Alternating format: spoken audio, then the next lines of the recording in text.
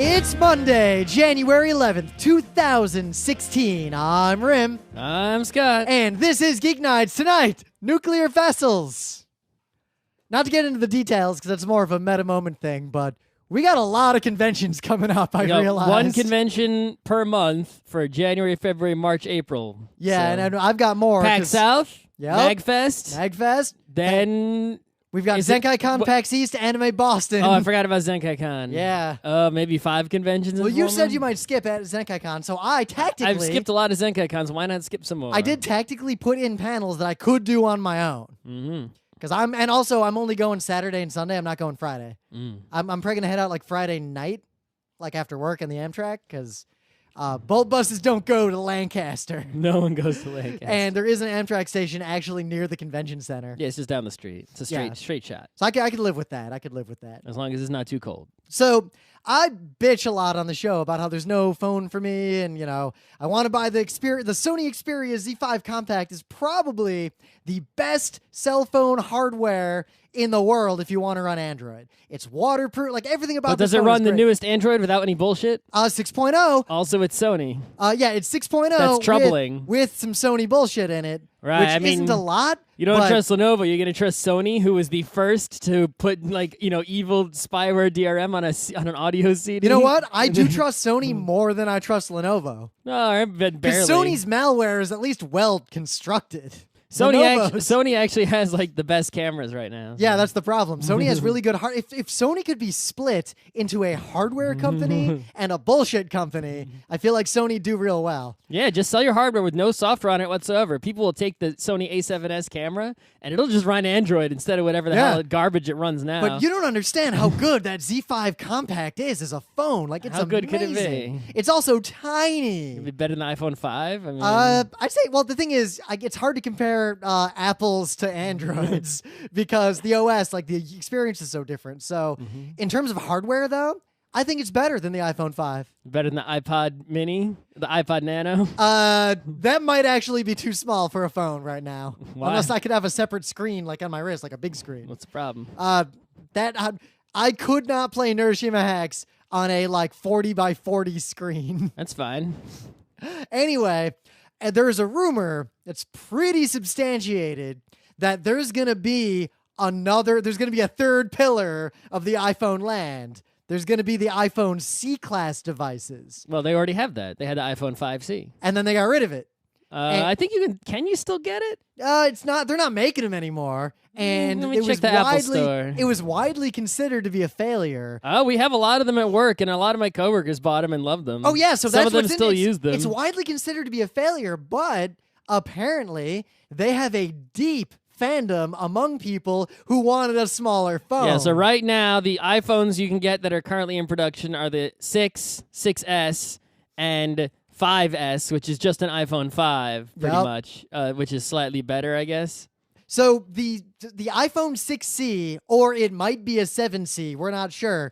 This is the year of iPhone 7, so in September they're going to announce the iPhone 7. I'll get it. So probably. the rumor is, unless April or May, they might announce the 6C. That's a big deal, and it makes this rumor less credible because the iPhones have been on a September schedule for years. Yes, and the rumor is that the C devices are going to be on their own separate schedule, and partly because of lackluster iPhone sales from the previous year. They did decrease orders on iPhones to, the manufacturers in China recently, because basically we're at a point where everyone's just fucking got a phone and the phones are lasting longer. And if you've got an iPhone 6S, a lot of people have no reason to get the 7 when it comes out. Right. It's if you have an iPhone 5, you're still fucking good today. Yeah, an iPhone 5S is a iPhone great 4 phone. is even good today. So it's okay. People are good with phones for now. They're not buying iPhone 6s and 6Ss at the rate that they expected. So, they got workers who are just at home, not working over in China, not making iPhones because Apple's we don't need any more, only order this many. And Android's the same way. I'm using a Nexus 5,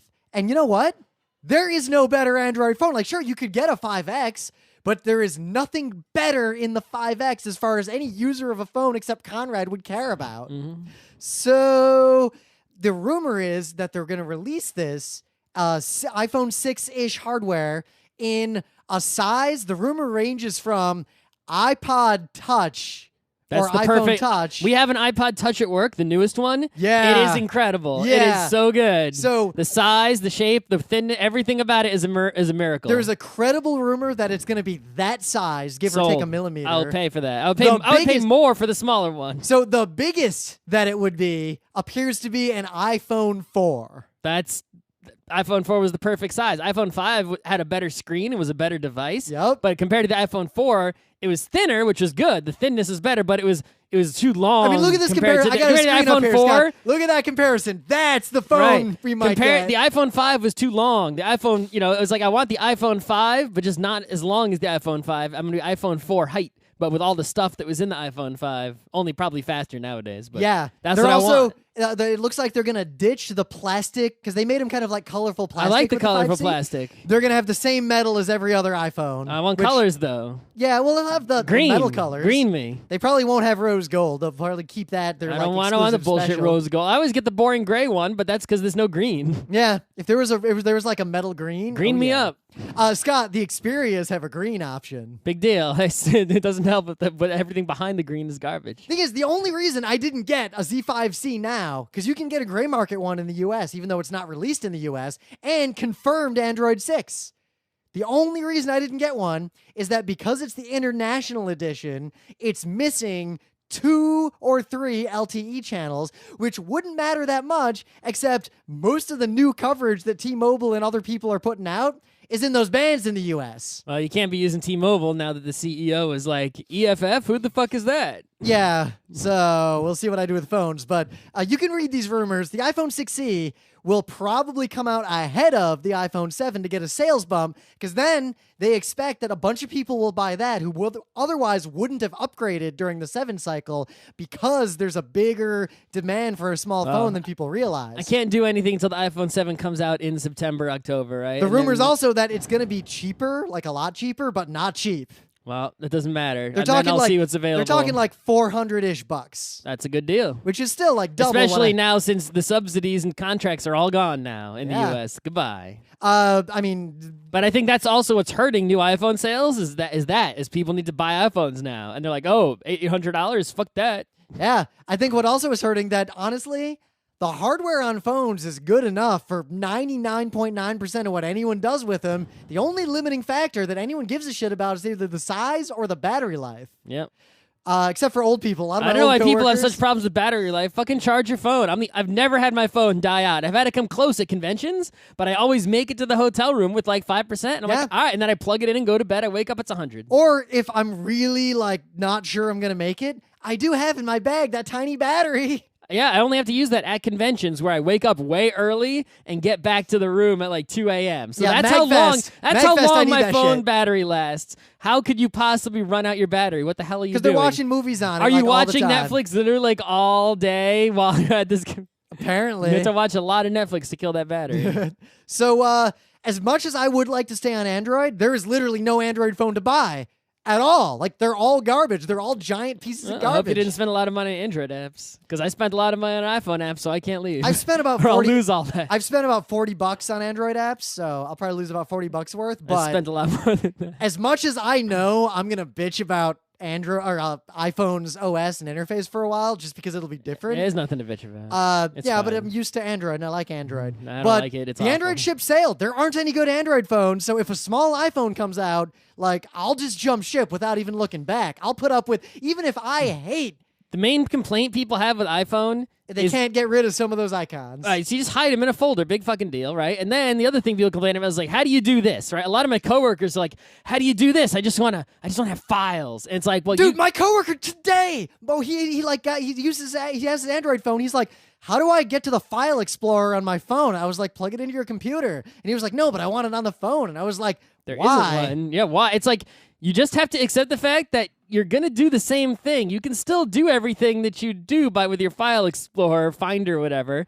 You just got to do it differently, right? For example, I got a movie and I want to watch it on my phone, right? So you could use iTunes. People hate iTunes for no reason that I understand. It always works for me. but everything works for me apparently. I don't But like iTunes, but then again, I have no use for iTunes. Right, but another thing you can do is if you get the VLC app for your iPhone or iPad, you can then access your video files in like 20 different ways. Scott, I realize that most people, like even relatively young people, never heard of VLC. Okay, you can get the Amazon. I mean, look at all of our unnamed friends in anime cons who use like Ghetto Virus Player. Right, and maybe it's music you want to get onto there with your drag and drop. Well, just drag all your music into Amazon Music Player into the cloud, and then install the Amazon Music app, and look, there's all your music. Same with the Amazon Kindle app, which is free also. You can just drag PDFs and shit onto the internet in the cloud from your computer, and then open up the app on your phone, and there they are, right? So you don't need any File Explorer nonsense. So anyway, I'm probably going to jump ship. If this comes out, like, I'm just going to pre-order day one, like, immediately and never look back. Oh, because you're like, that's right, because you're not on this 2-year cycle that I'm on. You're just like, whenever there's a phone, you can do whatever. Well, because I'm at the end of my cycle. I'm at the point of I would upgrade my Android phone. And there is literally no phone in the world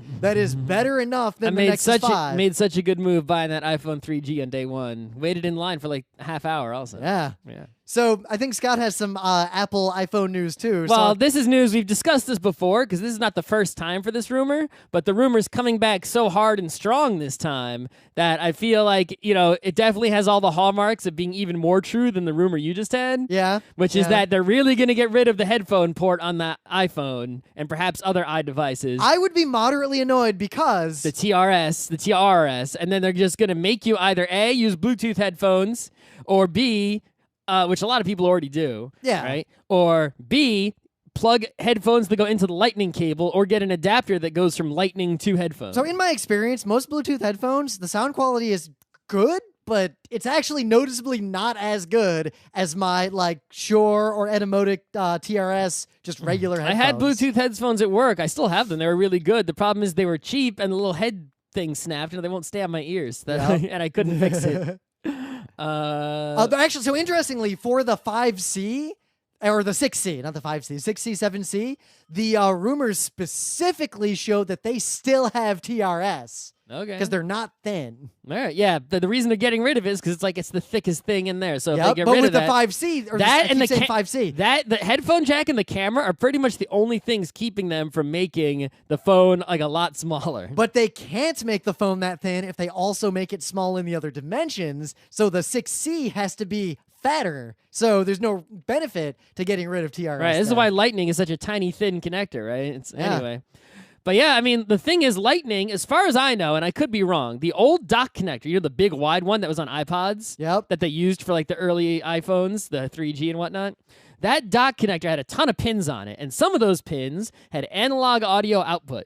So you could actually get a really simple connector that would go into the dock connector, and then headphones or cassette tape that's in your car, or all kinds of stuff. And I had this, right? It was really simple because like.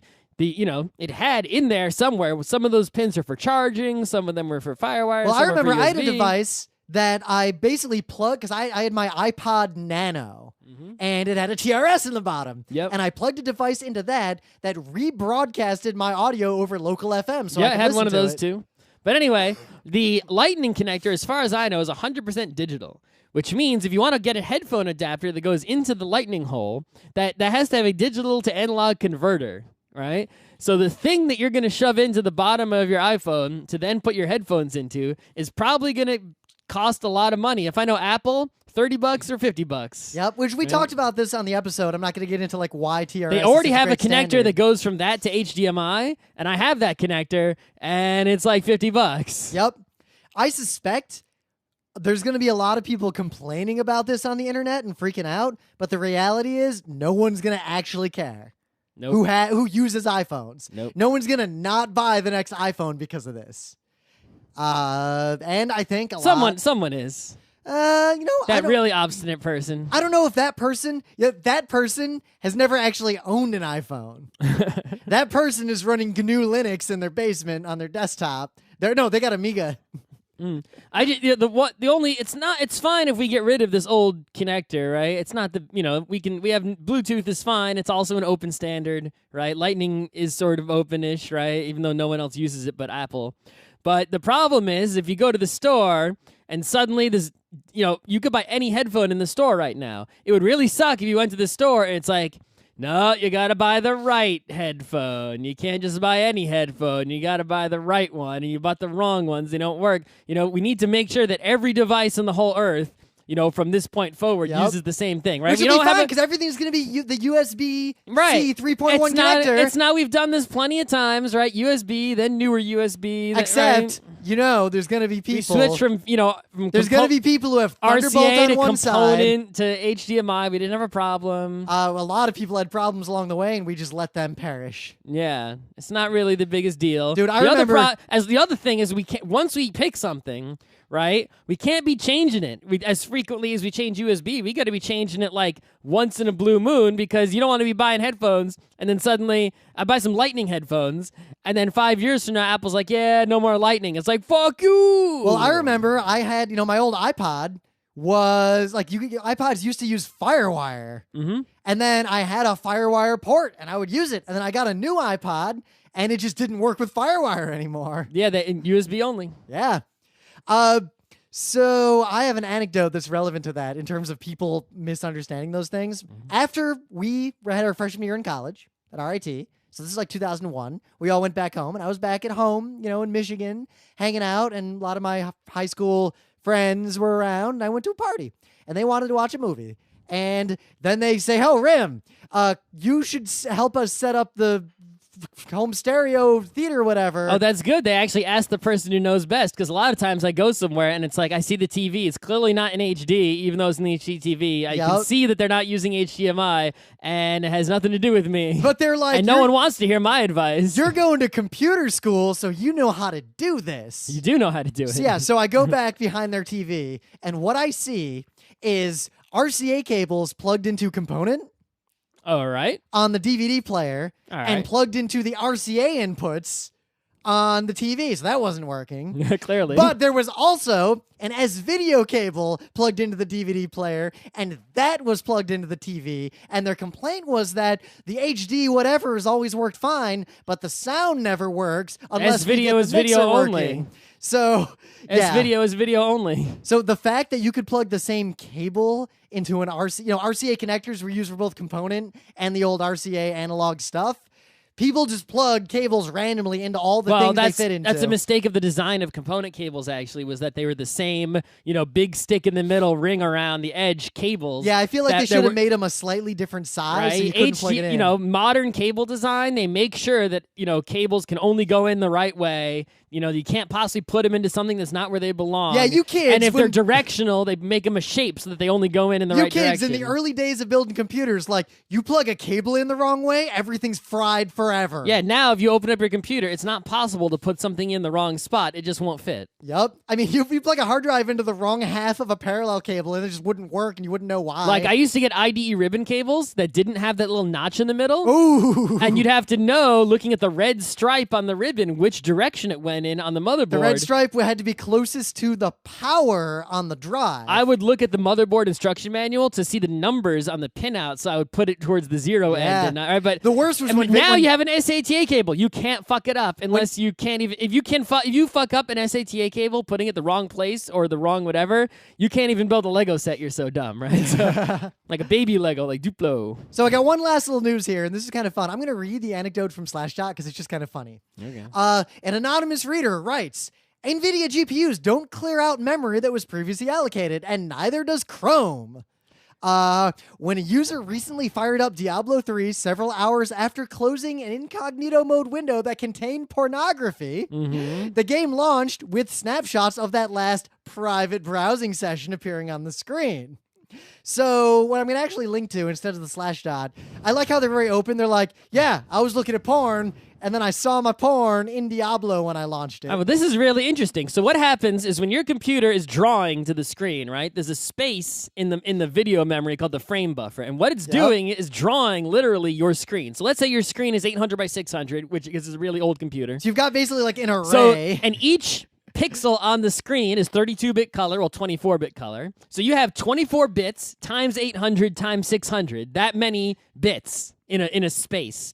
And the computer has to draw the screen. So what it does is it arranges those bits. It says, aha, the top left pixel is pure green. So in those, 24 bits, it puts 00FF00. All right? And there's your bits. And then it says, well, what's the next pixel? And it does this ridiculously fast. It does this so fast that it can draw all the pixels on the screen at 75 frames a second, usually, or 60, or whatever your frame rate is, right? Yep. So is a space in the memory where it fills up, it writes down in memory what color every pixel is, and then the video, hardware turns that space in memory into a signal that it sends to your monitor, and the monitor takes that and draws the pixels on the screen, and it keeps doing this over and over again. And usually you'll do like double buffering or triple, where you'll have like multiple buffers, and it'll be drawing multiple screens at once, or it'll be just draw a screen, and while that one's being displayed, it starts drawing the next screen, and then once it finishes drawing that screen and it starts being displayed, it starts using the previous memory space and over and over. Yep. Anyway. Now, good security practice, applications or operating systems should theoretically wipe out or make inaccessible memory that has been released by an application. So theoretically, if you could access someone's frame buffers, or if the computer was storing up old frames and not using the same exact space in memory, you could see what the person did on that computer going into the past, regardless of what they were doing. If you can access the video card's memory, you can access basically screenshots. So going this guy, back however far. Porn guy, he was like, I wonder if I can just get shit out of the frame buffer. This is a big security hole. Let me play around. In the intro, I'm quoting him now. Right, Porn so guy. here's the thing, is that the Chrome and most modern browsers... Chrome does not clear memory from incognito sessions. They're using the GPU to render, right, your browser, image, right? So, and your computer's generally using the GPU to render everything these days, even 2D stuff. So now the GPU is storing up all these things, right? With in its video RAM. So this guy wrote an application, and just across users, just on the PC, period, no security at all, that would scan GPU memory, because you can just read it all apparently. Yeah, you can. You can write a program in C that just sends commands to the GPU, and it'll do. So we wrote a program to. that just looked for non-zero pixels, grabbed everything it could get, and then did some algorithms to rearrange, because it would get corners and parts of images. Yep. And he recreated all these Reddit pages he'd been reading previously, pixel perfect.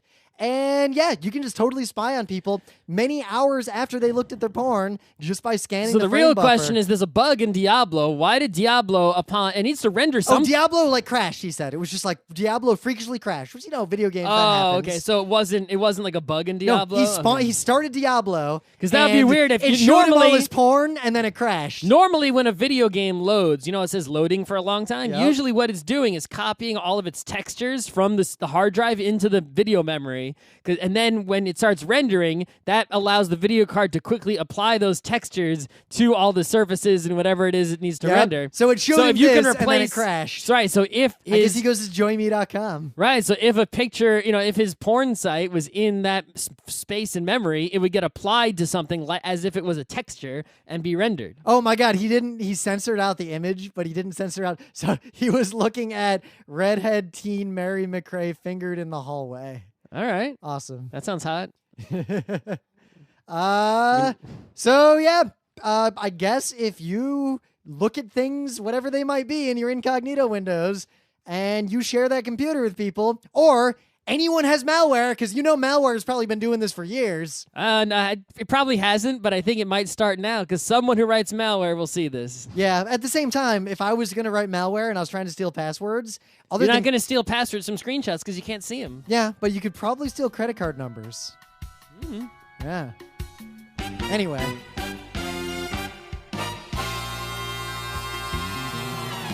But anyway, things of the day. This blog, I follow it because it's just about war and peacekeeping, and just sort of an interesting look at that world from a hobbyist perspective. Hobbyist of war. Yeah, it's like if you know about war and war nerds and stuff, it's just a cool blog. But basically, and it's kind of relevant to what we're talking about. Not a good kind of nerd to be. We did an episode in 2007, Scott, that we just called Weapons. We needed ideas. We still need ideas. 2007, running out of ideas. Send them in. And this is an article about a gentleman who basically worked for he had a gun shop in Manhattan, but it didn't sell guns. When you could still have a gun shop in Manhattan. I know. It didn't sell guns. It sold custom holsters for concealed guns to hide them. I guess that's like all the bong shops we have. You can't sell weed, but you can sell bongs. But actually, that was a front for the CIA and the FBI, and in the back of the office, he just fucking made crazy one-off custom guns for spies. I'm sure you could tell by going to a shop like that. Right? I mean, the place that sells bongs, you could get weed there. Yeah. Right? Everybody knows. I actually don't know the if place you that can. sells gun holsters, you can get guns there. I don't know if I could get weed at the place downstairs, because you know that bodega by us? The whole front of the building is nothing but bongs. I'm sure you can get weed there. I don't know if I walk in there like, hey. You can at least get weirdo tobacco to put in a hookah or whatever. Yeah, but I don't know if I went to them and I was like, hey, can I buy weed from you? If they'd be like, yes, how many weeds would you like? They might discriminate against you being a white dude thinking you're a cop, right? That might You're be like, the only reason they say no. Yeah, but I'm also kind of a nerd hipster dude, so maybe no cop looks like me. Mm. So, they talk about, because a lot of this got declassified now, the kinds of crazy weapons this dude made, because all this stuff was very recently declassified. And a lot of what he did apparently is still classified. But I think my favorite one, and they made a lot of these, is a 12-shot clipboard. So specifically for someone who's negotiating with a terrorist hostage taker to sit down with them to go over their demands and then kill everyone in the room. I guess except the hostages. Okay. I learned about, so check this out. This is a site. You know, guns have different kinds of sites. Apparently spies were like, we generally don't shoot people far away. We need pistols that are good for, like, killing people in the room with us. Like, pretty close range. So they have this custom kind of sight that's designed for, like, quick hip shots. Like, whip a gun out and shoot someone like gangsters do in old movies. Mm-hmm. And the whole gun is covered in Teflon, so you can draw it quickly. And without snagging. Drop it quickly. Yeah, it won't snag on anything. It'll just fall on the ground because you can't hold on to it. Might as well cover it in grease, woman. Have you got any grease? Yes, then yes, grease we do. me up. Okay. So I kickstarted something a while ago because it was $9. It was one of those tiny computers. Now we got plenty of tiny computers. We got the Arduinos of the world. There's a Microsoft one. There's a Texas Instruments one, right? There's the Raspberry Pi, which is mad popular these days. It's the kind of things that the only reason I don't kickstart all these things is that I never have a good reason to use them. I don't have a good reason to use it either, but this one was $9, so I'm like, whatever. Who gives a shit, right? $9, I'll get a tiny computer. I don't care. You know, it might be useful. It's really tiny. It's only $9. I won't miss the $9 if this computer sits in my, with my Arduinos and whatnot. No biggie, whatever. And I forgot about it because, sometimes you kickstart something, you just don't remember it, and then one day it shows up. So I opened it, and this is the chip computer, C.H.I.P, and I checked it out because I had it now for $9, and then I realized what the hell it was, and oh my God, let me tell you a story. So I used to work in college at this place, and I was programming for, this board. It was a single board computer with an Intel X-Scale CPU, and it had like 16 megabytes of storage or something. Like, it was really, really weak. It was kind of big because we had a lot of serial ports and input outputs and things like that. But it was really, really weak and tiny and didn't have much storage at all. And I had to program for this thing. And one of them cost like $500. This thing costs $9. It's really tiny. The bottom of it has a plastic thing, so you can just rest it on your desk, no problem. It gets power from micro USB. It has one actual USB port for plugging in a mouse, keyboard, whatevs. It has a TRS connector, but the TR is audio, but then the second R is video, so you can plug it into the RCA on a TV or whatever to see what, the display. It has a whole bunch of pins on the top, just like an Arduino does for, controlling electronic devices or an LED readout or analog inputs and all that kind of stuff, power, But the specs on this thing, for $9 for this ridiculously tiny computer, the CPU is a 1 gigahertz CPU, which that can get stuff done as long as it's not games. Yeah, I mean, my CPU is only 2.6-ish. 512 megabytes of RAM. A 4 gigabyte SSD just like built into this little board. And it has Wi-Fi and Bluetooth. The Wi-Fi is GN. The Bluetooth is 4.0. You can use it, and it runs Debian. It already runs Debian as soon as you get it. That's ridiculous. You can do it like more than the Raspberry Pi. Like, Raspberry Pi is junk now, basically, because this exists. You know what I would use those for? if I had my druthers at Think about this. Kineticon. You could get, let's see, a gig of RAM, $18. So $20 per gigabyte of RAM. Right? This thing is ridiculous. I mean, you could basically take a monitor and strap this to the back and boom, you're done. Yeah, I would say, conventions like Kineticon or whatever, if we could get a bunch of TVs to stick like bi-panel ops, just stick one of those things on the TV. Dude, this thing can run pretty much any emulator, NES, SNES, right? Yeah. You can run like all sorts of linear. You can run Chrome on here. You could run Audacity on here. You could run, the GIMP, emails, VLC. Pretty much anything that runs on Linux will run on this thing. And you can run a surprising number of games in that, actually. Yeah, I mean, if you want it to be super portable, you need to find a battery for it. So, how much power does it draw? I mean, I could probably power it for a while. Remember that? I mean, if you get a giant battery that has micro USB output, which every battery does. Yeah, because I've got that like 26,000 whatever milliamp hour battery. Like, you're freaking good to go. Like, this thing is redonk. If you have any sort of project that needs any sort of, CPU off to the side, I think Arduino and also Raspberry Pi pretty much have to eat it because the chip is here. In the meta moment, the book club book was a long time ago, The Wheel of Time. I bring this up because I'm moving on to book 8. And what I can say is that my favorite thing about The Wheel of Time, or the Ale, like those guys? Yes. You met them. So there's a bunch of Ale wannabe weeaboos that come up later. So there are people who aren't Ale. People in like Tyr and all these places They are like, live in- whoa, like the young nobles, those Ale are super cool. They just want to be like them. So they start acting like them, like taking each other Gai Shan or whatever. They start wearing Aiel clothes. Yeah, and half the Ale cooking are like Aiel food. Half of the Ale are like, wow, we gotta spread the word of how to act like civilized human beings because they're finally getting it. And the other half are like, what the fuck are these kids doing? Can we just kill them? Seriously, guys? Dat cultural appropriation. Can I just go kill them? There's a scene where one dude, Ruark's like, Ran, can I just go murder all those kids because they're really not offensive, just personally annoying to me. Dat appropriation. We are going to be at PAX South. Our schedule is slightly updated. As a favor, we let them move Atari Game Design to the earlier slot because someone needed that panel slot because they have to video a PAX like Penny Arcade panel. And we don't really give a crap. Yeah. So they emailed me. They're like, yeah, you guys have done like a billion PAX panels. You okay with this? Like, I don't care. Yeah. It's like, maybe if they'd put it at like 8 a.m. on Friday, I'd be like, no. But I don't care. Do whatever you want. Atari Game Design, Saturday at 11:30 a.m. Scared Yet? A discussion of horror in games, Saturday at 5:30 p.m. Sunday, January 31st at 1 p.m., designing game rules. All right. Also, PAX is now having a Netrunner tournament, PAX South. I think yeah. it's Sunday morning at 11, so I can play a little bit and then go do a panel. Yeah. And then I got to fly immediately to Boston from San Antonio that has no direct flights anywhere, as far as I can tell. No one wants to fly directly to San Antonio. No one wants to fly directly to New York from San Antonio. Like, no one except us. That is really interesting. Yeah. Like, I expected to not get a direct flight to Boston from somewhere like San Antonio, but can't even get one from New York? Like, really? You should be able to get a flight from New York to anywhere on planet Earth that has an airport directly, right? Yeah, you'd At think least, so. I mean, there might be those flights that are like once a week. If you want to go to a certain country, there's not a flight every day.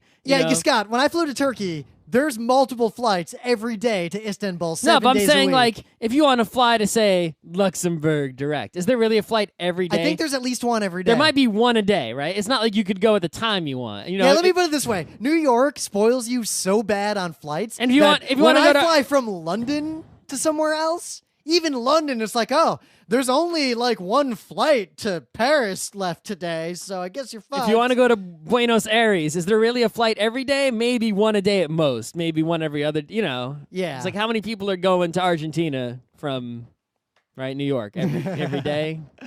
But PAX East coming up. We put our panels in for that, so stay tuned. What else we got? Anime Magfest. Boston. We put in our panels. MagFest is coming before any of those. MagFest. We got like 7 fucking panels. It's going to be awesome. Also, MagFest is 4 days long. Dun, dun. Oh, my God. And it's too early to even book our travel for that, but we'll All be right. there. Also, the Patreon, edging toward that first stretch goal, surprisingly. So if we get not that many more patrons, if even a quarter of the people listening to these words right now gave us just $1, Just $1. You don't even have to commit to giving it to us forever. Just give it to us for everyone 1 month. listening probably did give you $1. The people who you think are listening just downloaded without listening because they have an automatic podcast downloader. We only have like 50-something patrons, but they're giving us like $250 a month. What the hell is wrong with you people? Stop giving Rim money. If all of you just gave us $1, do not pay. It'd be better for you. No, and do not. us. $0 you should give. But guys, you can hack Patreon. Vast majority of people listening to this have less money than me or Rim. For now. Do not give us money unless you have more money than both of us, in which case give us money until we are even with you. Well, guys, there is a stretch goal. If you can muster up 24 grand a month, we will, and we're not lying, quit our jobs and do this full time. I'll do whatever you want me to do, new employer person. I'll also eat my hat and probably pass out.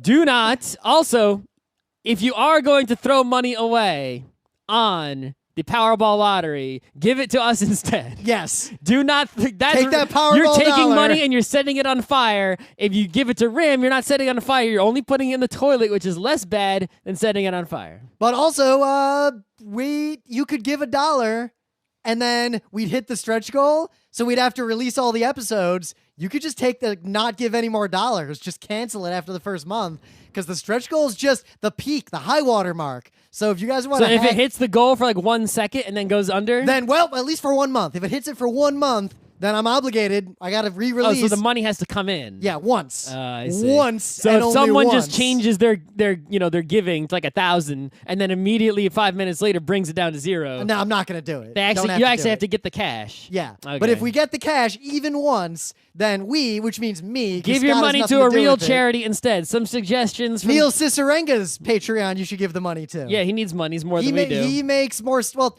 we've made more. He's hours also more of content. talented than we are. We've made more hours of content. He has made more quality of content. 1 minute of Neil Cicerega content is worth more than all the Geek Nights ever times 1,000. Also, he's not getting that much more money than us on Patreon. He really deserves it. Oh, I should give him some money. I'm giving him money. Here are the suggested charities, official charities of Geek Nights. Ready? All right. Comic Book Legal Defense Fund. Yeah. I endorse that. EFF, except I don't agree with them on privacy, but everything else is fine. Whatever. The Creative Commons is a good one. All right. The ACLU's good. ACLU's okay. Yeah, well, It's they're good because at least they're pretty ideologically consistent. Yeah. Doctors Without Borders, always good. Yep. Totally legit. You know what? Planned Parenthood, they could actually use the money right now. Oh, they just take donations straight up? I'm pretty sure you can donate directly to Planned Parenthood. Oh, I did not know that. I thought it was not a... I never thought of it as a charity. That would be like... Well, it shouldn't be a charity. Sure, but I didn't realize that it was. Like, you could do that. It needs money. Sure, badly. why not? What are the other nerdy ones, though? Oh, archive.org? No, the Wikimedia Foundation? No. I'm trying to think of nerdy ones, you know. There's a few other Patreons of people we know you could give money to. They make art. Yeah, I mean, I'm sure there might be one I'm missing or whatever because I didn't think of this until just now. But Crash Course. If you're gonna give money to any Patreon, give it to Crash Course. Yeah, Jesus. you don't need that. They are they're the reason Patreon exists. And two, that's probably one of the more noble causes because they actually just create educational stuff for free forever, independent of if you give them money. Kind of like Geek Nights. We'll keep doing Geek Nights even if you give no money to the Patreon ever. So yeah. Oh, Child's Play. Child's Play. There you go. Or, Games Done Quick because they just turn that money... that's the... See, I'm not sure about the Games Done Quick, right? They turn that money right around into cancer charities. Well, they give it to the Prevent Cancer Foundation, which I'm not sure is about cancer prevention. Yeah. And it's like awareness, and those charities are usually Oh, it is awareness? It's not research? I mean, I don't know, but it's about preventing cancer. They might do research to prevent cancer. So... it's always tough with those cancer charities. Because we're going to talk about a dour topic, might as well get started Summer now. Games Done Quick does Doctors Without Borders. There was a big meta study. I didn't read the fullness of it yet, but it's one of those like, that sucks. They take all the studies and combine them? Yeah. The study basically said that the death rate, like N years out from cancer, has not decreased at all in 30-ish years, despite prevention, despite screening. And it basically said that screening for cancer and detecting it early has no outcome on the actual death rate across the population. That basically people who had like the few people who could be saved because they have the rare cancer that's actually that treatable and they catch it that early is mitigated by the people who get pre-screened and they aggressively treat a cancer that either would have been deadly anyway or wouldn't have been deadly, but the treatment ended up being worse. How often does treatment end up being worse? You think that the oncologist should be able to know? Well, what it comes down to is a lot of cancers aren't actually treatable in any meaningful way. Right, so you just tell the person this isn't treatable, deal with it. But the study's main point was that vastly increased cancer screening has had zero impact on cancer deaths. And then the rest of it, which I haven't finished reading, talks a lot about the ramifications of that and follow-up studies to determine, why the answer is currently still zero.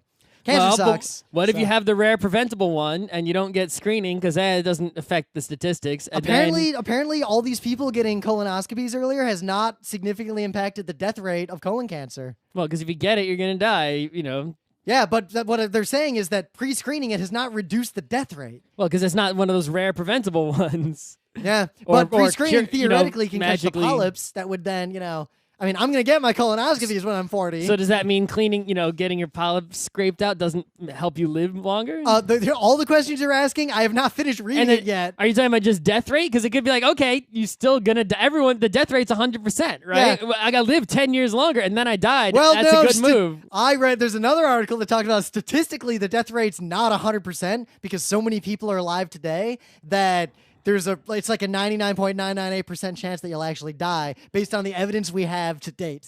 Yeah, okay. Yeah. Whatever. Anyway, so to get onto a much, one of the few things we could talk about that's worse than cancer, nuclear weapons. This is Rim's favorite topic for some reason. Just lately because it's been in the news a lot. So what's been bothering me You got a big Noam Chomsky Rim over here. Yeah. Rim Chomsky. Noam Chomsky is one of my favorite people. Okay.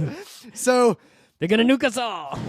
Basically, I know a lot about nukes, partly because I had some high school teachers who, when we learned about World War II, I had a high school teacher, the sophomore year, well, kids, modern history coming.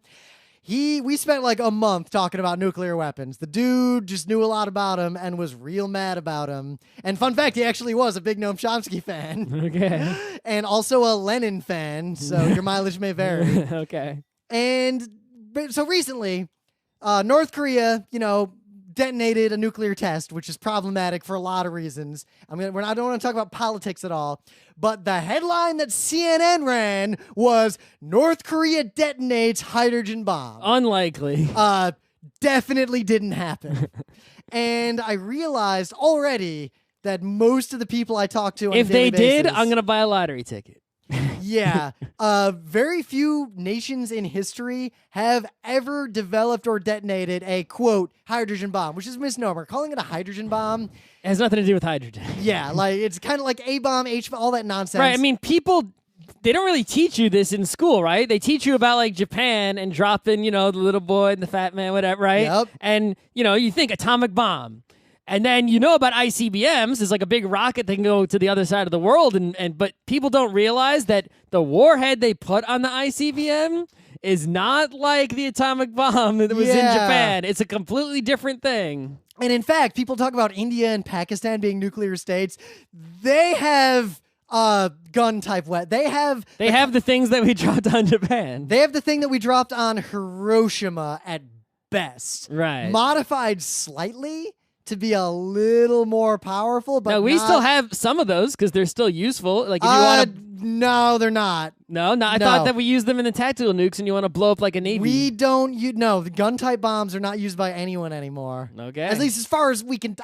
as far as I can tell, they might be used by that kind of atomic artillery that...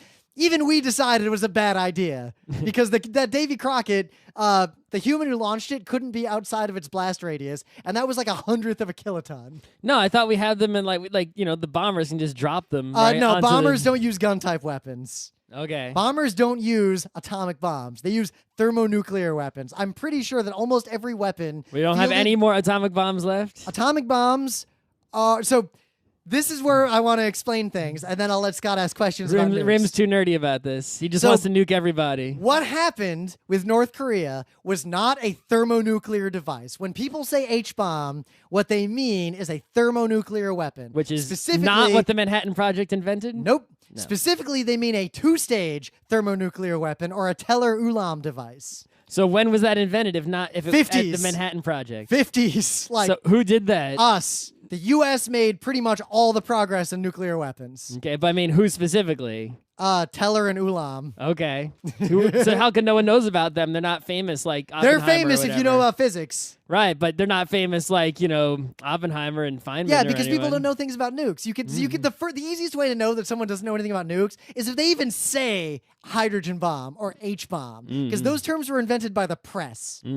But so what North Korea detonated was not a thermonuclear modern device. What it was is a variant of the weapon that we dropped on Nagasaki in World War II. So those weapons, the first nuclear weapons that were ever developed, were criticality weapons, meaning you've got some like uranium, right? And you get a lot of uranium. Yep. If you get too much uranium too close to itself, like in too small a space, or plutonium, either way, then they're giving off enough radiation, enough neutrons and shit to start a self-sustaining catastrophic reaction. Like what's in a nuclear power plant? Yeah. So those are also critical. They're critical. They're self-sustaining. They just keep going. Right. So one radiation, shoots out of one molecule and hits another one and makes that one go crazy. So like and fission and so you've got so some forth. uranium-235, and it's just popping neutrons out. Some of those neutrons hit more uranium, and they do some stuff, and they're like radiation's coming out all over the place. This is baby's first Right. simple description.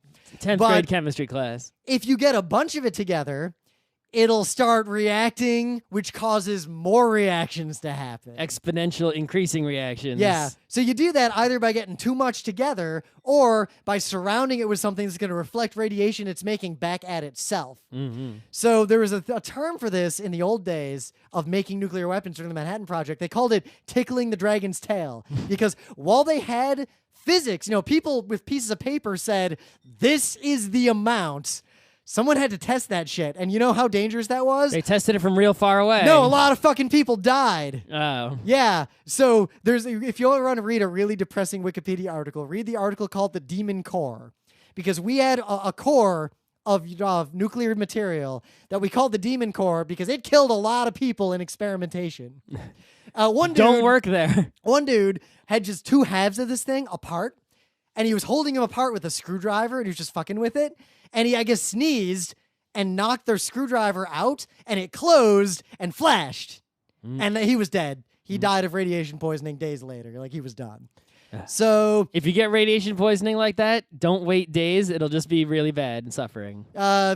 Well, actually, it'll be really bad, and then it'll be really good, and you'll feel great for like another couple days. Oh. Yeah, you'll feel I didn't know. How does that work? I don't want to. So that's just real depressing. But basically, it fucks your body up. Obviously. So you feel bad. But then your body starts shutting down. Ah. So your immune response and all the things that are making you actually feel bad, They turn off. So you feel great, and then you die. Well, you feel bad again, and then you die. But we're just talking about nuclear bombs. I want to keep this real constrained. So the first weapons we made were literally, you just have a ring of uranium and a rod of uranium, and you would shoot the ring at the rod like a gun. They'd overlap, and that would be too much critical mass, so they would have a catastrophic reaction and explode. But the reactions happen so fast, like on the order of nanoseconds, that the reaction would start when only a little bit of it was overlapping, so you'd only get a pretty minimal yield. You'd get the reaction going, but then the explosion of the reaction would break the material apart, and the reaction would stop, and most of that uranium just was dust and plasma and shit out in the atmosphere. So you need some way to like hold the explosion in until it's even crazier and then let it go when you want. Yep. So we made those kinds of bombs. If you're evil. And we dropped it on Hiroshima. This design is so simple that we didn't even test it. Like we just dropped it. We just assumed it would work. It doesn't explode when it hits something. So it explodes when the gun goes off in the bomb. So is there like a timer or something? Or I actually don't know. I don't know the details. There's a remote control. I actually do not know much about the because you watch Looney Tunes and they're always like hitting bombs with hammers and stuff. And it doesn't work like that. Our thermonuclear devices, like the ones that are actually crazy dangerous, a lot of them would have gone off if we dropped them, like for real. Like our weapons They work were, by if I hit one with a hammer, it would go off. no, they were just fucking like poorly designed and not safe. Oh, great. We designed the weapons first, and the safety came way later. Do you know how we made the first 2 bombs that we actually dropped safe? The nuclear payload was just separate, like in a box. The plane took off, and then a dude in the plane crawled down there and activated it. So if they dropped it, it might have just gone off. It was some crazy crap.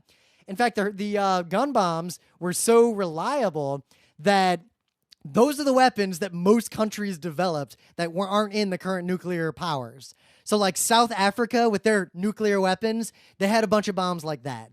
I'm pretty sure Israel has bombs, and a lot of their bombs were also like that at the time. So the implosion bombs that we dropped in Nagasaki were much more advanced, and so like the engineering challenge is night and day. Instead, you have a ring of high explosives, tons and tons of high explosives, and then they're shaped and there's lensing. Like regular explosives, like TNT? Yes, just like TNT, stuff like that. I think it was actually like this sort of primer cord, like RDX type C4? stuff. Nah, it was more like RDX, I think. Again, I'm not too It sure. was conventional bombs. Yes, conventional bombs, tons of that shit.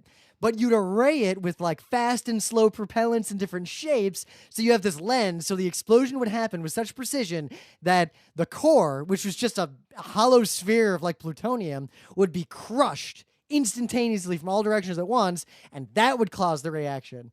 And it was significantly more powerful. What North Korea just did is one of 2 possible things, because the yield was too low.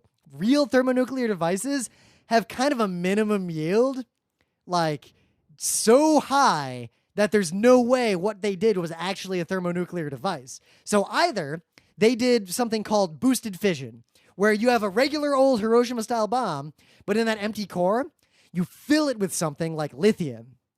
And basically, it'll compress in and do the normal atomic bomb thing, but that middle part will fuse from the pressure. That fusion reaction will make a ton of neutrons that then just do crazy more fission.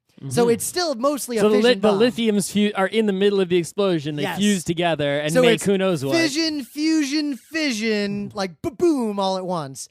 And the yield of that could be like 10 to 100 times more. Like you could make a bomb like that and get up to almost a megaton if you really tried. That's really Yeah, so a megaton. that sounds great. Yeah, so to give Just you what we want. So to give you a reference, because I tweeted about this a while ago, the weapons that the United States used in World War II were 10 to 20 kilotons, meaning 10,000 tons of TNT equivalent explosion. The biggest nuclear weapons ever designed were on the order of 50 to 100 megatons. 100 million tons of TNT. A fusion boosted bomb could be 10 to 100 times more than the weapons that were actually used in the real world. So that is the best case for North Korea of what they developed. They figured out how to make the output of their regular crappy old school atomic bombs be significantly Where are they even bigger. getting radioactive stuff from? That's an interesting question. I mean, is it? Can they mine it in North Korea? That I actually don't and know. how can they refine it in North Korea? Apparently they did, or someone gave it to them. So we'll see. I mean, it's kind of a secretive state. China sort of just tells everyone to stay away. Right. I mean, it's like it's hard to get. In fact, one of the reasons that the U.S. had so many atomic weapons after World War II is that we had uranium in our country. We could just dig it up. And Russia, for a long time, had no known source of uranium in Russia. They found some. They found some later. There's a lot of Russia to find it in. Yeah, but early on they didn't have it. Sure. So, and the other thing that North Korea could have done is develop. I mean, that's civilization, right? It's like, I got horses. You don't. So the other You thing want to North Korea trade could for have some done, horses? because one thing that they might have done, it might have been a boosted fission weapon, which was what the U.S. made. We made a huge stockpile of those things in the Cold War, ready to just lob with conventional bombers. The other thing they might have done is they might have made a sloika-style device. Sloika is it's a pastry cake in Russia. It's like a layer cake. And a sloika device is layers and layers of like that fission, fusion, fission, fusion, fission, fusion. So it's more like an advanced version of a boosted fission weapon. And those things are a dead end, we learned from physics later. Like, that theory peters out at about a megaton and isn't really viable as a weapon. Like, they're okay, but there's a limit. Megaton bomb isn't viable as a weapon. If I drop that on you, you'll be fine. No, well, it's a megaton, but it's also kind of big and unwieldy, and there's problems with that sort of design. I'll put it in my giant plane and drop it on you. What are you going to do about it? So North Korea has either one of those two things. The ramifications, however, are not what a lot of people are like, oh, now they can make real nuclear weapons. Not really. The ramifications are still bad, though. Don't get me wrong. If they made a boosted fission weapon, the former type, that doesn't mean they're going to be making like more powerful weapons. That means they can take their existing style weapons and put them on missiles, which they couldn't do before. Their enemy is not far away. That's the real... Yeah. See, if their enemy was us, we don't really have much to worry about no matter what they have. Yeah, because the furthest no matter how extreme much range, atomic technology they don't have something that can fly halfway around the world and land in New York, right? The best weapon they have, the best missile at least, could theoretically hit the West Coast at its extreme range. Right, and accurately, no. It would probably land in like the forest or on some hippie's house. Dude, you want to talk about accurately? There's a term called the CEP50, circular error probable, which is the percentage. Basically, it's the radius. If you launch a nuke, where there is a 50-50 shot, it'll land within that radius. Mm-hmm. Think about that. So some CEPs were in the miles. So here's a circle of like 5 miles in diameter. All right. There's a 50% chance it'll land somewhere in that area. So from here to work is about 5 miles. So 50-50, it'll land between here and work or somewhere else. Yeah, so somewhere else, bomb the wrong place. Vermont. That's part of the horror of nuclear weapons. The things that we had after World War II were not only terrifying in their power, but they were inaccurate as shit. Right. So now we just send them into space and they land in exactly the right spot. So North Korea might have developed boosted fission weapons, meaning they could take nuclear weapons that they can already make today and deliver them somewhere nearby, like Japan or South Korea. That's not anything to sneeze at. The other thing they could have done is developed a Sloika-style device, meaning they could make a megaton weapon, but probably couldn't deliver it anywhere. Neither one of these, while they have socio-political ramifications, is a modern nuclear weapon. The engineering challenge... And by modern, you mean how old? Yeah, so... The 50s? Yeah, 50s, 60s. Right, okay, so there has... Developments since then are probably A, non-existent, or B, secret. Or both. The Teller Ulam design is secret. Like, you can go look up, Scott, you and I together, anyone who knows even basic physics and engineering could make a gun-type uranium nuclear weapon if they had the materials. If we had uranium, which we don't. If you had the materials, the engineering challenge is not difficult. And you can't get it at the chemistry lab because they don't have enough. The implosion-type weapons, the engineering challenge is like an order of magnitude more. Mm-hmm. It's very difficult to make that lensing, and they're huge. Mm-hmm. The fission-boosted weapons... or the fusion-boosted fission weapons, boosted fission, Sloika, all those things. The engineering challenge is substantial, but I cannot express to you the gulf in engineering challenge between even the most advanced Sloika weapon that could ever be conceived and a modern thermonuclear device. The fact that only 5 countries in the world, arguably 4, have ever developed that technology. And some of them were just gifted. They didn't figure it out on their own, right? I mean, the Soviets were kind of on the right track, but there was a lot of espionage going on. We shared a lot of secrets with Britain. France, there was a lot of sharing going on, and apparently a lot of espionage. This stuff is not easy to develop. Like, people talk about India and Pakistan. Nope. They don't have those weapons. They do not have thermonuclear weapons. Right. Think about calculus, right? There's always some story about someone who lives in the sticks somewhere, who never took math class, who figures out calculus on their own and has just different terms for everything and different symbols or who knows what. But it is calculus. They figured it out independently. Pretty much only once in the history of the entire world, despite half a century of trying plus, only one peoples ever were able to figure out, as far as we know, how to make this thing, maybe 2. And it took a huge percentage of the GDP of the most powerful and economically viable country in the world, decades, to design that. It also required constant testing by blowing up nukes. Mm-hmm. So because we have the Nuclear Non-Proliferation Treaty, and because no one's allowed to test nukes... And if you even if you wanted to test nukes and you didn't care about the treaty, everyone else will know immediately. Yes, I mean, the whole world knew... Unless you just keep failing. The world knew within minutes... In which case, keep going. ...that North Korea tried this bullshit, and we knew within hours that either they developed boosted fission weapons... You can't do it secret. Even if you did it at the core of the Earth or in space, everyone can see or find you with their Richter scale. Yup. Seismograph, whatever. It is such a secret that actually no one knows for real how to make them. Like, we know the theory. You can look up, you'll see these diagrams. Like, everyone sees the diagrams of what a modern nuke looks like. But the actual engineering of even how if to I do had the a whole thing, pile of plutonium in the closet and I was totally radiation proof like Superman or something, I still couldn't do it. Right? I couldn't get it to blow up that way because it's that hard to figure out how to make that happen. And that is a good thing, because the true horror of thermonuclear weapons... And I can't do trial and error because everyone will see me trying. ...is that their yield is literally unlimited. There is nothing limiting the power of a nuclear weapon. You can make one that just blows up the solar system, like boop. Yeah, Or modern or nuclear the weapons, sun. where there's a term dial-a-yield or variable yield, where you just pick what yield you want from the weapon. And it has an upper limit because it Does it have a lower limit? Can I be like, just be like 1 ton? So that's where things get kind of complicated. So this is where I want to ask you questions. Scott, have you ever heard of a neutron bomb?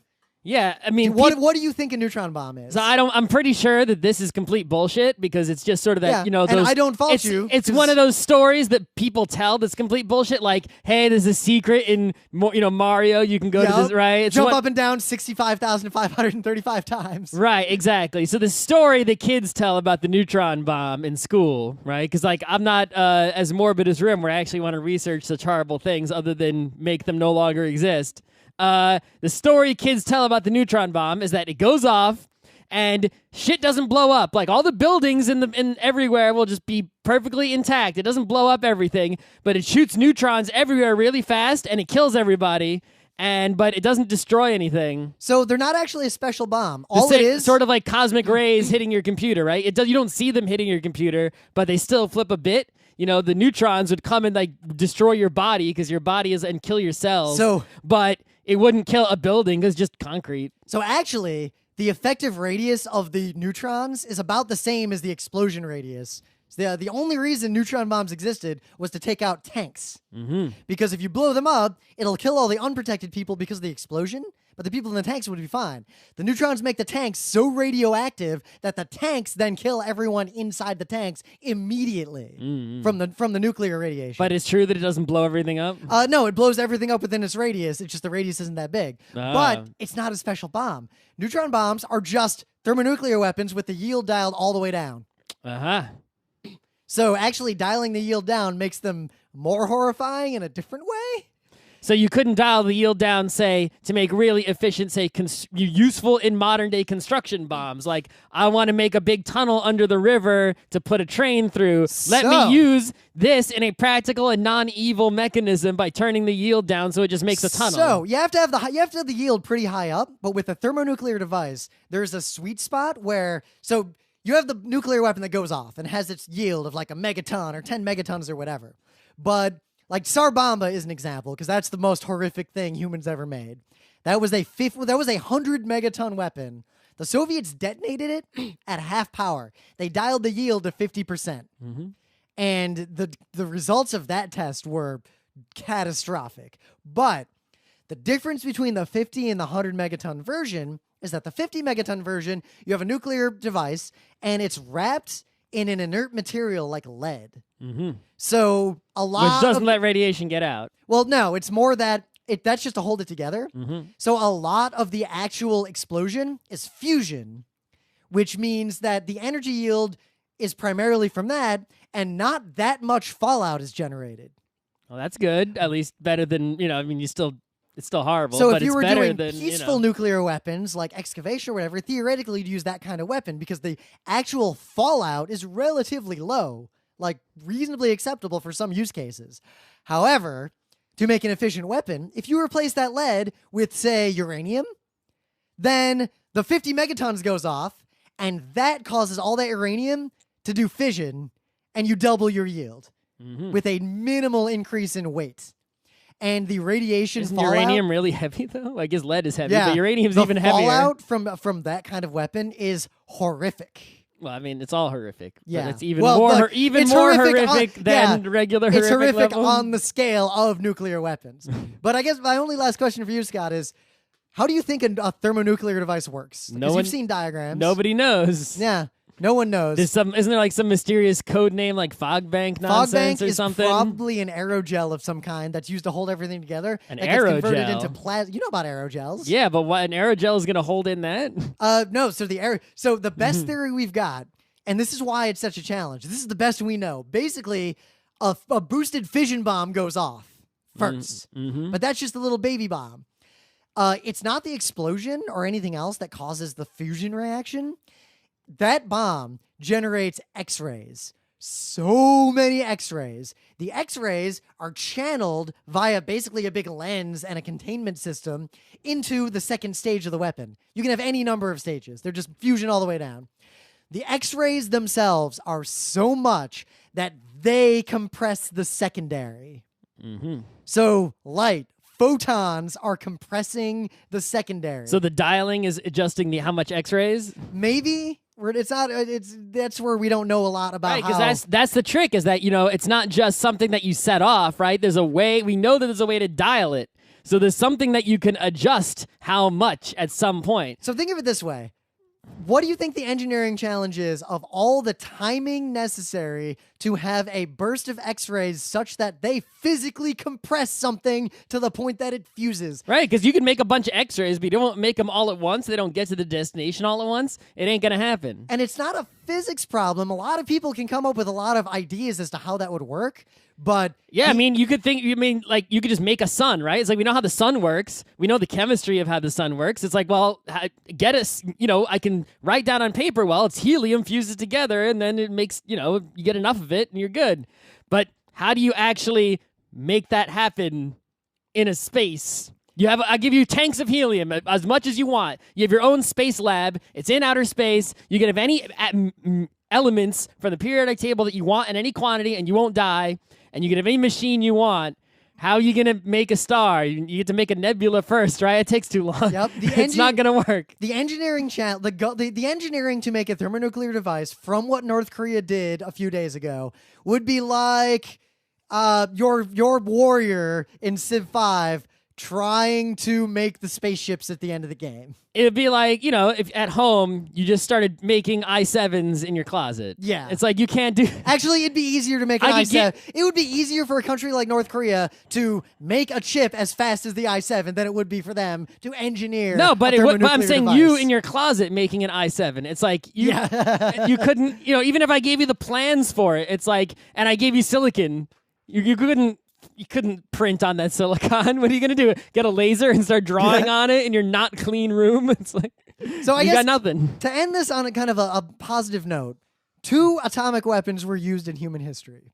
And we're not going to debate about by luck and many near misses, we have thankfully not used any since. But not that we've not used any since. That for on people. The power of those weapons pales so powerfully small before the power of actual thermonuclear devices. And the fact that... And people don't really realize that's, they just think atomic bomb and they think of Japan and that's all they think about. They don't realize that this much more horrific bomb has been made and is the only thing that we have. And the fact that in the so many generations of humans, decades and decades and decades and decades, I mean, from the 50s until 2016... no human has ever used one of these weapons. I hope it says a lot about us. Well, used them on people. We used them on people by accident. We used them on trees and rocks a lot and water. Because the U.S. military, after World War II, basically treated those weapons just like a natural extension of bomber technology. It wasn't until Castle Bravo when they developed an 8-megaton weapon that was accidentally 15 megatons. That was when the generals started saying, whoa, maybe we go too far. UN play gods? Yeah. Like that was when they started treating them like something fundamentally unique. And It's also a testament that humans have never been able to develop these again, and that somehow, despite the fact that Russia, the US, China, France, Britain... if playing gods was easy, we wouldn't be here. 5 countries in the world have developed this technology.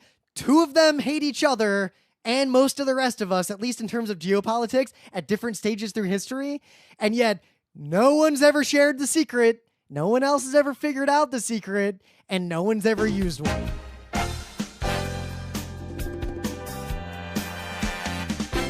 This has been Geek Nights with Rim and Scott. Special thanks to DJ Pretzel for the opening music, Kat Lee for web design, and Brando K for the logos. Be sure to visit our website at frontrowcrew.com for show notes, discussion, news, and more. Remember, Geek Nights is not 1, but 4 different shows. Sci-Tech Mondays, Gaming Tuesdays, Anime Comic Wednesdays, and Indiscriminate Thursdays. Geek Nights is distributed under a Creative Commons Attribution 3.0 license.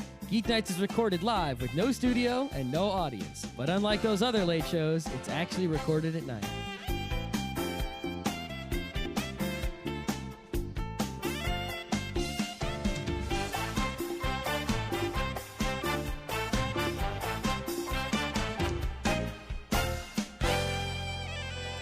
The patrons, in order of the amount of money they give us, are... Nicholas Brandow, Rebecca Dunn, Amanda Duchette, James David White, Christian Kuntz, Jess, Mechanical Mind, William Eisenrose. The donation is coming from inside the house. Clinton Walton, MyStady.com, Phil Ulrich, Renee from New Zealand, Robert Lee, Ryan Perrin, Drew Openlander, Rare Laval, Brian Cedrone, Rochelle Mantanona, Finn Eric Solverod, Rim Eats Poop, Kinetic Man, Aaron Cerise, Chris Midkiff, Chris Knox, Flame Darkfire, Samuel Cordery, Daniel Redmond, Chris Haddad, Doug Schneider, Sean Klein, Chris Reimer, and Thomas Hahn. We finished shooting of episodes 14 and 15 of Geek Nights Presents Utena on Sunday. So I'm actually in the middle of editing now, and I'm going to try to get at least one of those fully together with the new process and everything before I go away for a long ski trip at the beginning of February. So I'll keep this one short because we just also recorded the December Q&A, which will be out this week. There was a little bit of trouble, and I lost Scott's audio for the first half of it, but I had the backup running, but the backup was not calibrated great because I rarely have to go to the backup, and I realized that our process has post-hoc, post-record compression, so I don't have compression in line on the pre-record like I did with the old rig. So as a result, Scott's voice clips a bit, but that gets cleared up about halfway through because I only lost the first half of Scott's audio. So it's all in there. All patrons will get the Geek Nights December 2015 Q&A very soon, and I will now open up the question submission for Geek Nights 2016 Patreon Q&A. And now I leave you with something really years weird. ago, a 9-tailed fox suddenly appeared. If you believe it. Naruto, Naruto, believe it,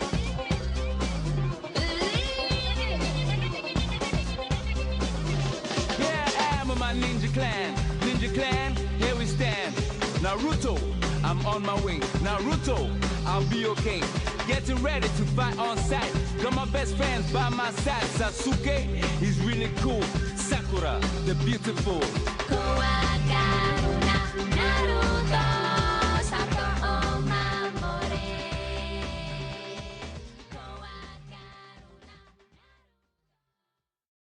iPhone 4 is even good today. So It's okay. people are good with phones for now. Like, they're not buying iPhone 6s and 6Ss at the rate that they expected. So, like, they got workers who are just, like, at home, not working over in China, not making iPhones because Apple's like, we don't need any more. Only order this many. And Android's the same way. I mean, I'm using a Nexus 5.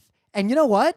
There is no better Android phone. Like, sure, you could get a 5X, but there is nothing better in the 5X as far as any user of a phone except Conrad would care about. Mm-hmm. So the rumor is that they're going to release this iPhone 6-ish hardware in a size. The rumor ranges from iPod Touch That's or the iPhone perfect. Touch. We have an iPod Touch at work, the newest one. Yeah. It is incredible. It Yeah. is so good. So- the size, the shape, the thin, everything about it is a miracle. There's a credible rumor that it's going to be that size, give or take a millimeter. I'll pay for that. I would The pay biggest- more for the smaller one. So the biggest that it would be appears to be an iPhone 4. iPhone 4 was the perfect size. iPhone 5 had a better screen. It was a better device. Yep. But compared to the iPhone 4, it was thinner, which was good. The thinness is better, but it was too long. I mean, look at this compared comparison. to I got a compared to screen the up iPhone here, 4. Scott. Look at that comparison. That's the phone Right. we might get. The iPhone 5 was too long. The iPhone, it was like I want the iPhone 5, but just not as long as the iPhone 5. I'm going to do iPhone 4 height, but with all the stuff that was in the...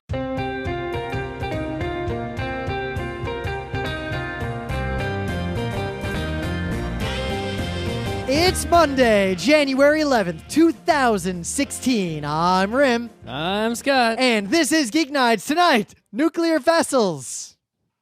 Not to get into the details, because that's more of a meta moment thing, but we got a lot of conventions coming up, I realize. One convention per month for January, February, March, April. Yeah, So, and I've got more. PAX South, Yep. MagFest, Magfest. then... We've got Is it- ZenkaiCon, PAX East, Anime Boston. Oh, I forgot about ZenkaiCon. Yeah. Maybe 5 conventions. Well, you said you might skip at ZenkaiCon, so I tactically... I've skipped a lot of ZenkaiCons. Why not skip some more? I did tactically put in panels that I could do on my own. Mm-hmm. Because I'm only going Saturday and Sunday. I'm not going Friday. I'm probably gonna head out like Friday night, like after work in the Amtrak, because bolt buses don't go to Lancaster, No one goes to Lancaster. and there is an Amtrak station actually near the convention center. Yeah, it's just down the street. It's a Yeah. straight shot. So I could live with that. I could live with that. As long as it's not too cold. So I bitch a lot on the show about how there's no phone for me, and I want to buy the Sony Xperia Z5 Compact is probably the best cell phone hardware in the world if you want to run Android. It's waterproof, like everything about. But does this it phone run is the great. newest Android without any bullshit? 6.0. Also, it's Sony. Yeah, it's 6.0. That's troubling. with some Sony bullshit in it, Right, which I mean, isn't a lot. You don't but- trust Lenovo. You're gonna trust Sony, who was the first to put evil spyware DRM on an audio CD. You know what? I do trust Sony more than I trust Lenovo. No, barely. Because Sony's malware is at least well constructed.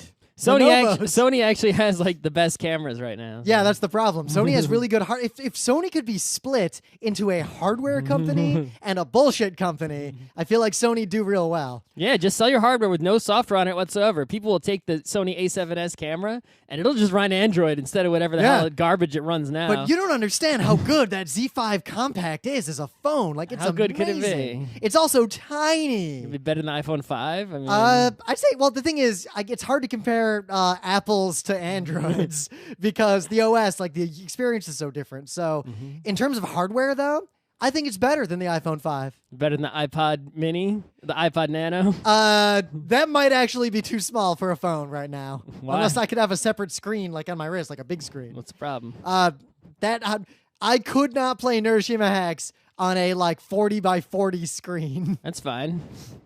Anyway, there's a rumor that's pretty substantiated that there's going to be a third pillar of the iPhone land. There's going to be the iPhone C-class device. iPhone 5. Only probably faster nowadays. But Yeah. that's they're what also, I want. It looks like they're going to ditch the plastic because they made them kind of like colorful I plastic. like the with colorful 5C. plastic. They're going to have the same metal as every other iPhone. I want which- colors, though. Yeah, well, they'll have the Green. metal colors. Green me. They probably won't have rose gold. They'll probably keep that. They're I like don't want the exclusive bullshit special. rose gold. I always get the boring gray one, but that's because there's no green. Yeah, if there was like a metal green. Green oh, me yeah. up. Scott, the Xperias have a green option. Big deal. I said it doesn't help, but everything behind the green is garbage. Thing is, the only reason I didn't get a Z5C now, because you can get a gray market one in the US, even though it's not released in the US, and confirmed Android 6.